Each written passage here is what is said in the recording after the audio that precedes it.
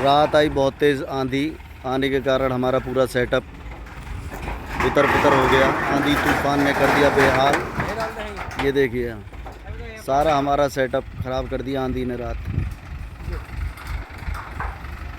अब इस पे दोबारा से वर्क किया जाएगा और खड़ा किया जाएगा इसको नई तरीके से। ये देखिए सब कुछ तोड़ दिया, तहस महस कर दिया आंधी ने। काफ़ी नुकसान हुआ है दोस्तों। ये देखिए ये सब तोड़ दिया इधर उधर।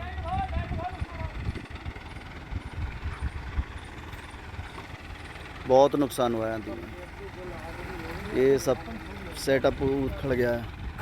अब दोबारा से सेटअप नए तरीके से खड़ा किया जाएगा।